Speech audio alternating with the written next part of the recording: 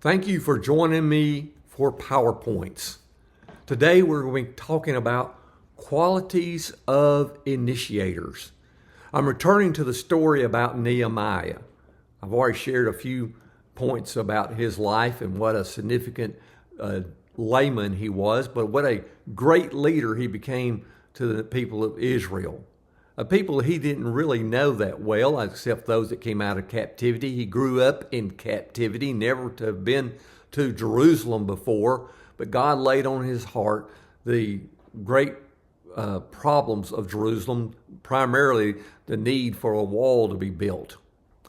So we see fascinating leadership tips about Nehemiah when you read about Nehemiah.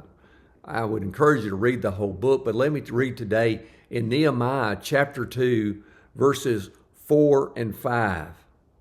Then the king said to me, "What do you request?" So I prayed to the God of heaven, and I said to the king, "If it pleases the king, and if your servant has found favor in your sight, I ask that you send me to Judea, to the city of my father's tombs, that I may rebuild it."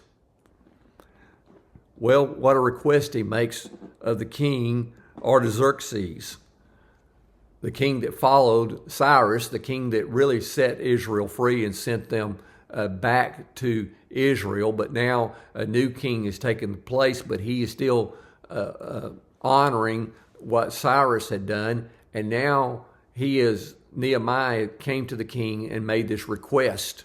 There are some things that we can learn about how to be an initiator, and that's what we need to be if we're going to be effective leaders and be effective employees for that matter.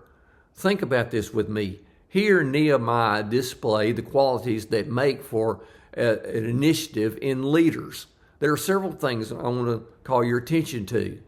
First of all, they know what they want. Desire is the starting point of all achievement. And Nehemiah knew that he wanted that wall up. He had in his mind, he wanted to go build that wall. And folks, it's important to understand that he's gone to the king requesting permission to go and will request supplies to go build that wall because he knows what he wants. Secondly, initiators, they push themselves to act. At first, Nehemiah acted alone. He pushed to get the facts that would move others. Interestingly, when he got there, he went secretly and observed the whole situation and got a clear understanding what needed to take place. Next, we find that initiators, they will take more risk. Nehemiah took some major risk as he got permission to go to get wood and to survey the job. This was a major risk because he was the cupbearer for the king, and he was never to show his face being sad, but he came before the king with a sad face, but he took that risk because he knew of the reward that would be there by taking the risk. Also, the initiator, they make more mistakes. Nehemiah wasn't afraid to mobilize men who weren't professional contractors to build or soldiers to fight.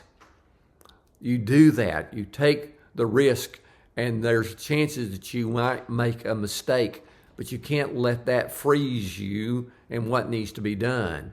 And then finally, probably one of the most important qualities of an initiator, they go with their gut.